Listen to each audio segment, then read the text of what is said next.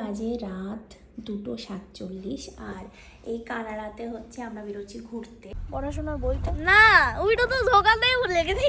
আজকে সকালবেলার থেকে আমরা কেউ 5টা মানুষ আর কি খাইনি, স্নান করিনি। বুঝতে পারছি না বৃষ্টি হবে কিনা। ভেতরে যাবি? আরে এখান থেকে দেখা যাচ্ছে, কি করবো? তাই তো দেখছি, সবই তো মেঘে ঢেকে গেছে, কি দেখবো। হাই এভরিওয়ান, এখন বাজে রাত 2:47 আর এই কানাডাতে হচ্ছে আমরা বেরোচ্ছি ঘুরতে। আমাদের সাথে দাদারাও যাবে, ওরা রাস্তায় রয়েছে, বেরিয়ে গেছে, আমরাও বেরোবো এখনই। তো কোথায় যাচ্ছি সেটা ডেস্টিনেশনে পৌঁছে তোমাদের সাথে শেয়ার করবো, এখনই কিছু বলছি না।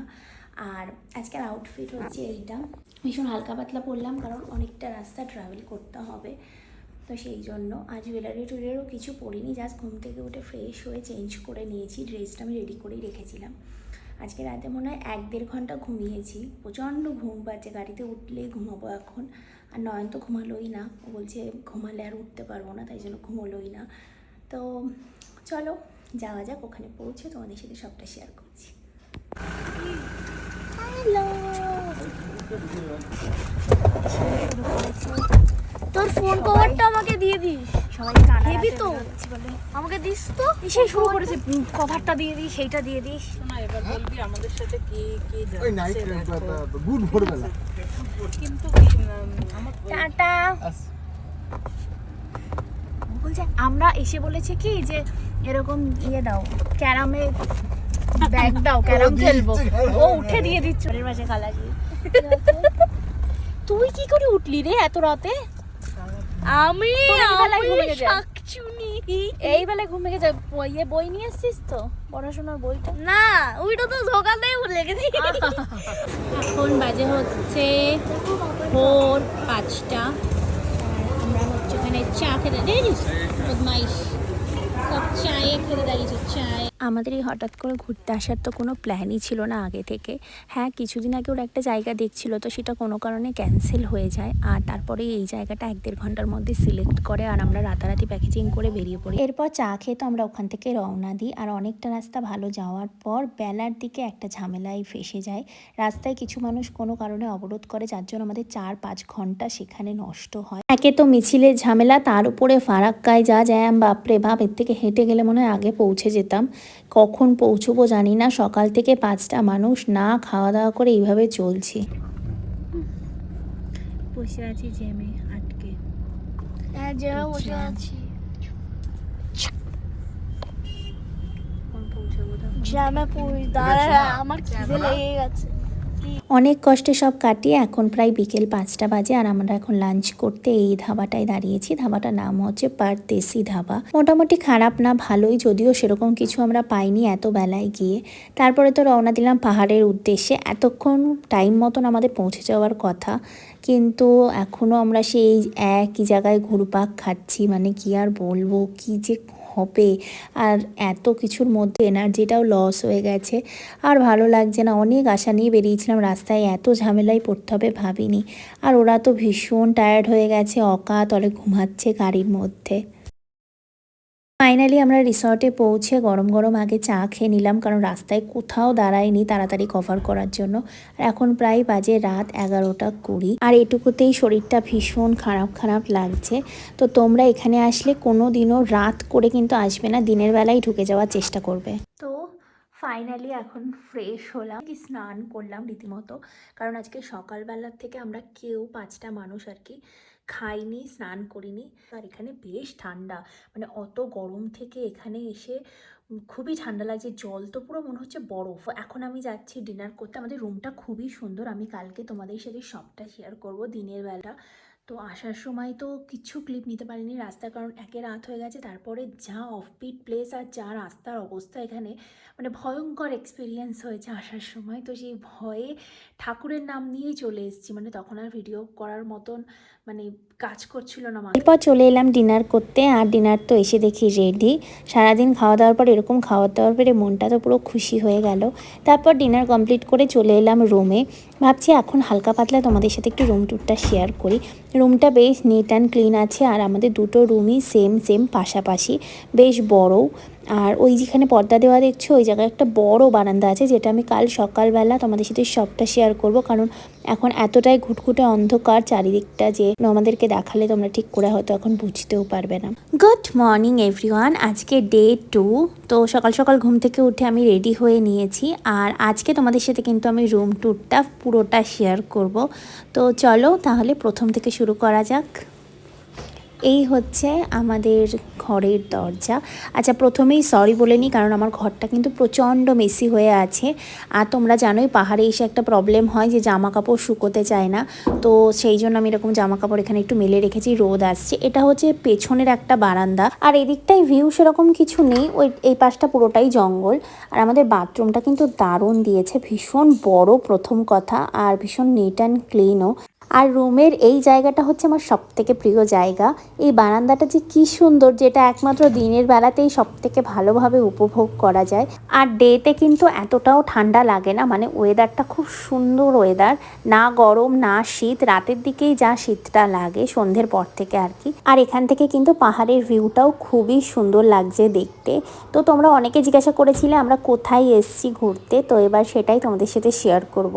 আমরা এসেছি কালিম্পংয়ের একটা অফবিট প্লেসে। এই ভিলেজটার নাম হচ্ছে সামথার ভিলেজ, আর রিসর্টের নাম হচ্ছে রিগাল রিসর্ট অ্যান্ড স্পা। এটা শিলিগুড়ি থেকে মাত্র 2 ঘন্টার ডিস্টেন্স। আর এই রিসর্টের কন্ট্যাক্ট নাম্বার আমি স্ক্রিনে তোমাদের জন্য শেয়ার করে দিচ্ছি। তোমরাও যদি চাইছো 2-3 দিনের জন্য এমন একটা সুন্দর অফবিট প্লেসে নিজেদের ছুটি কাটাতে, তাও আবার অ্যাফোর্ডেবল প্রাইসে, তাহলে বলবো এই রিসর্টটা অবশ্যই ভিজিট করতে পারো। ফার্স্ট ডের ব্রেকফাস্টে চলে এসছে পুরি, সবজি, একটা স্লাইস কেক, ডিম সেদ্ধ, সিমুই আর একটা কলাটা যেহেতু আমরা খাবো না তাই জন্য ফেরত দিয়ে দিয়েছি। আর রিসেপশনের ওখানে কিন্তু একটা রেস্টুরেন্ট আছে, বাট আমাদের এই পরিবেশটা দিনের বেলা ভালো লাগছে, তাই আমরা বাইরে বসেই ব্রেকফাস্ট লাঞ্চ এগুলো করেছি। এবার চলো রিসর্টটা তোমাদের আরেকটু ঘুরে দেখ। নিচে যে 2টো রুম দেখা যাচ্ছে, মানে এইটা আর ওই পাশেরটা, এই 2টো রুম কিন্তু আমাদের। এই সামনেরটা দাদাদের আর ওই পাশেরটা কিন্তু আমাদের। আর উপরে রয়েছে আরও রুম, সিঙ্গেল রুমও আছে, আর তাছাড়াও বড় হল ঘর টাইপের রুমও আছে। তোমরা যদি ফ্রেন্ডসরা একসাথে এসে মনে করো যে একটা রুমে 10-12 জন থাকবো, আরও কিন্তু ফ্যাসিলিটি এখানে আছে। রয়েছে একটা সুন্দর সুইমিং পুল, যেটা আমরা ইউজ করিনি। পাহাড়ে এসে খুব একটা সুইমিং পুল লাগে না, তবে কেউ যদি চাও তাহলে কিন্তু অবশ্যই এখানে ইউজ করতে পারো। আর আজকে যেহেতু আমাদের মর্নিংটা অনেকটা লেট করেই শুরু হয়েছে, তাই আমরা প্ল্যান করেছি আজকে বাইরে কোথাও আমরা ঘুরতে যাব না, পুরো দিনটাই রিসর্টে কাটাবো, এনজয় করব।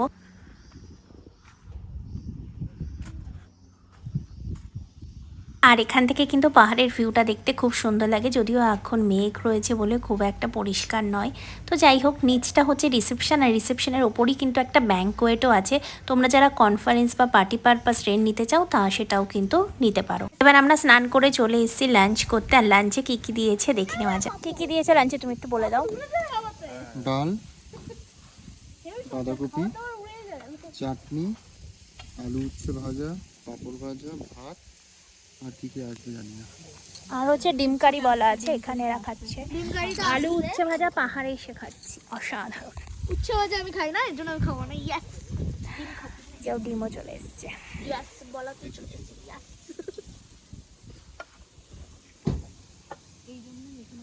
আরে ঠিক আছে, তাও এই জায়গাটা বেশ ভালো না। ভালো করে না মাখিয়ে খেতে ভালো লাগবে না। শোনা ঝাল লাগছে না? না না আমি তখন খাইনি, না খেলে ঝাল কেমন ঝাল।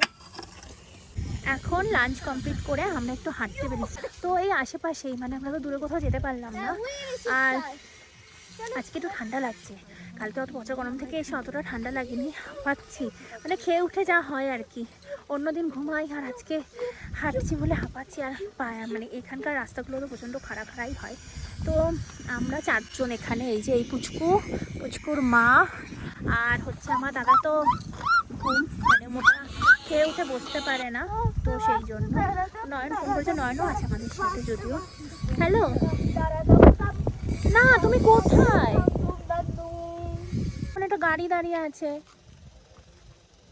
ও আচ্ছা, আমরা নিচে নেমে গেছি। আচ্ছা ঠিক আছে রাখো। রুটটা দেখো, জাস্ট অসাধারণ লাগছে। এখন একটু মেঘলা করেছে, বুঝতে পারছি না বৃষ্টি হবে কিনা। তো চলে এসেছি, ঠান্ডাও লাগছে হালকা। রাতের দিকে মেন ঠান্ডাটা পড়ে, মানে সারাদিনই ঠান্ডা থাকে, কিন্তু বিকেল থেকে একটু বেশি ঠান্ডা লাগে আর কি।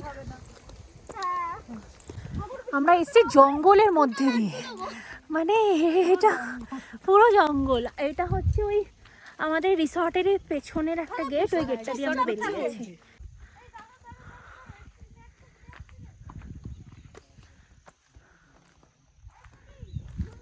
মনে হচ্ছে জঙ্গল বিহারে এসেছি আমরা। এখানে একজন চাষ করছে কিছু একটা। এরপর রিসর্টে ফিরে সন্ধ্যাবেলা তো খেলাম গরম গরম চা, আর চায়ের সাথে টাও ছিল। আমার ভিডিও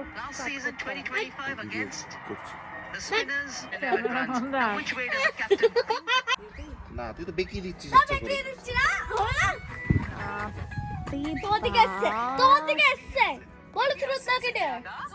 এরপর তো মোমো চলে এসছে গরম গরম, আর আজকে বনফায়ারও হবে এখানে। আর এখানকার শেফটা না অসাধারণ রান্না করে এক কথায়। কিন্তু কালকে সকাল সকাল উঠতে হবে। Abhishek Sharma, he says, right, I know exactly how to score runs. I've done that in the past. I'll spend time honing my skill. तन्हाई क्यों चले हम मिलके मुकम्मल हुए हैं आधे तन्हा भले हम। ভেতরে যাবি? আরে এখান থেকে দেখা যাচ্ছে, কি করবো?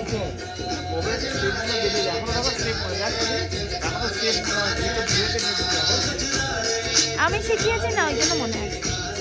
সেটা বল।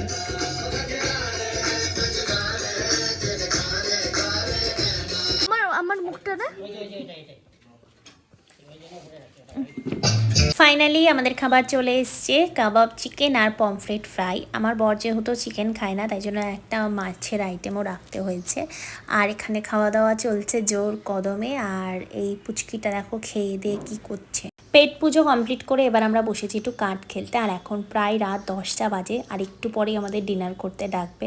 তো স্টোরেজ তো সবারই মোটামুটি ফুল হয়ে গেছে, কি করে খাবারটা ঢোকাবো জানি না। তো তাই জন্য একটু অ্যাক্টিভিটিসের মধ্যে থেকে আমরা খিদেটাকে একটু বাড়িয়ে নিচ্ছি।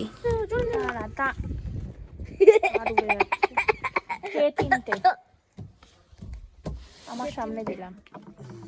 তো এবার চলে গেলাম ডিনার করতে, কারণ অনেকটাই রাত হয়ে যাচ্ছে। আর ডিনারে রয়েছে রুটি আর চিকেন। আজকে হচ্ছে ডে 3, আর আজকে আমরা যাব বাইরের আশপাশটা ঘুরতে। তো এখানে আমরা মোটামুটি সবাই রেডি। আর এখন আমরা যাব ব্রেকফাস্ট করতে। আর আজকে আমাদের ব্রেকফাস্টে রয়েছে হচ্ছে ডিম টোস্ট। যেহেতু অনেকটা রাস্তা ট্রাভেল করতে হবে, তাই জন্য হালকা পাতলার উপরে এটাই বেস্ট মনে হলো। হ্যাঁ বলো। হ্যাঁ মর্নিং। হ্যাঁ বলুন বলুন।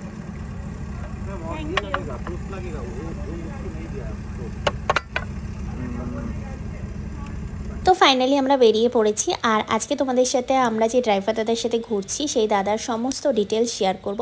তোমরা চাইলে কিন্তু এই দাদাকে এখানে এসে বুক করতে পারো, এই দাদার সাথে ঘুরতে পারো। এই দাদা কিন্তু ভীষণই ভালো আর ভীষণ হেল্পফুল। বলো দাদা, তোমার নামটা বলো। আমার নাম হচ্ছে নোয়েল লেপচা। আমি হচ্ছে কালিম্পং রিগাল রিসর্টের সামনে বাড়ি আছে। আর নাম্বারটা বলে দাও, তোমার কন্ট্যাক্ট নাম্বারটা।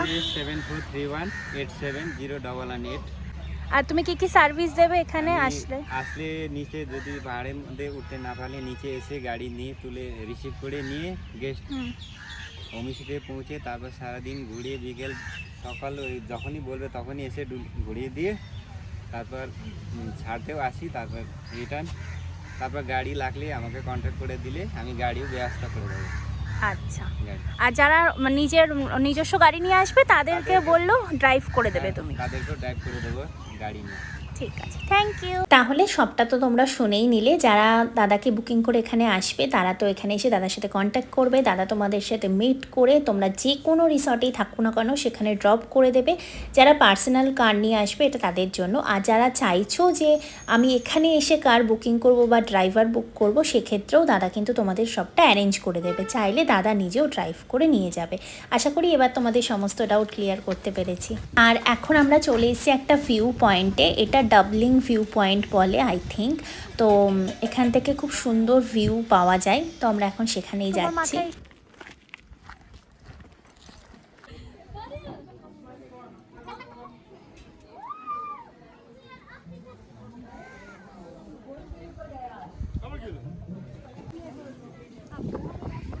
হচ্ছে সেই ভিউ পয়েন্ট।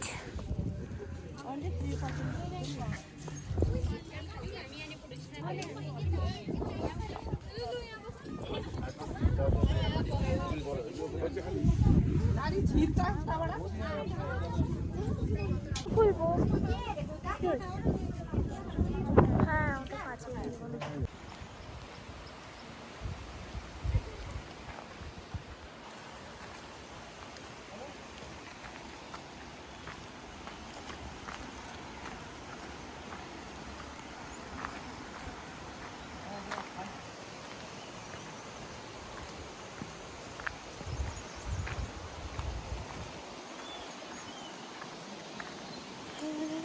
না বলছে হে যেও না তোমরা।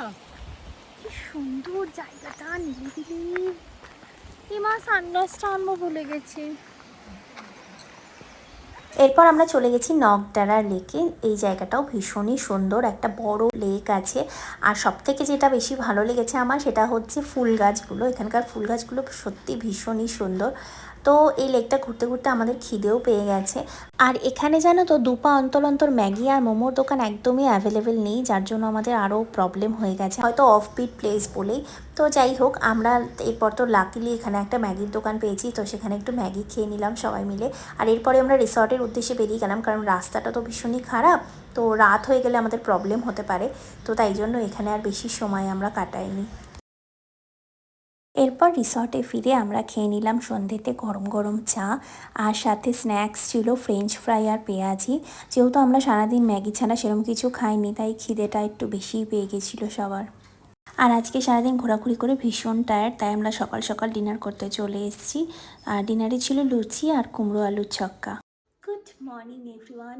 আজকে পাহাড়ের লাস্ট ডে, মানে বাড়ি ফিরে যাওয়ার পালা। আর মনটা ভীষণই খারাপ, কারণ পাহাড়ের ওয়েদার বলো, ঘোরাঘুরি, খাবার দাবার সব কিছু ভীষণ মিস করব। এই যে এই পরিবেশটা ভীষণ মিস করব। তো আজকে আমরা অনেক সকাল সকাল উঠেছি, আমরা সকাল সকালে এখান থেকে বেরিয়ে যাব, কারণ আজকের ওয়েদারটা জাস্ট দেখো, বাইরেটা পুরো কুয়াশা ঘেরা, মেঘটা তো কিছুক্ষণ আগে কুয়াশা মেঘে পুরো এই জায়গাটা আরও ঢাকা ছিল, এখন বেলা বাড়ার সাথে সাথে অনেকটা ক্লিয়ার হয়ে গেছে। তো এখন তো আবারও মানে ঢেকে যাচ্ছে চারপাশ দেখছি।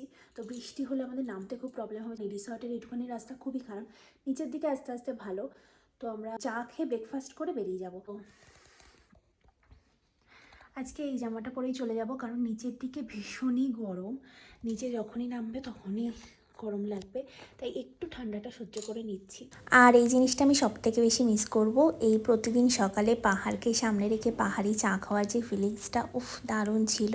আর ওয়েদারের অবস্থা দেখে মনে হচ্ছে আমরা চলে যাব বলে মনে হয় পাহাড়েরও মন খারাপ হয়েছে।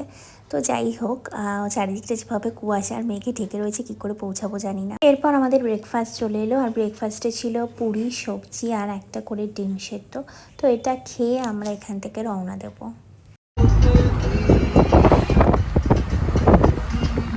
আর রাস্তায় যেতে যেতে এত সুন্দর একটা চায়ের বাগান দেখলাম যে আমরা দাঁড়িয়ে পড়লাম এখানে একটা চায়ের দোকান দেখে। তো এই জায়গাটা খুবই সুন্দর, মানে চারিদিকটা শুধু সবুজে ঘেরা।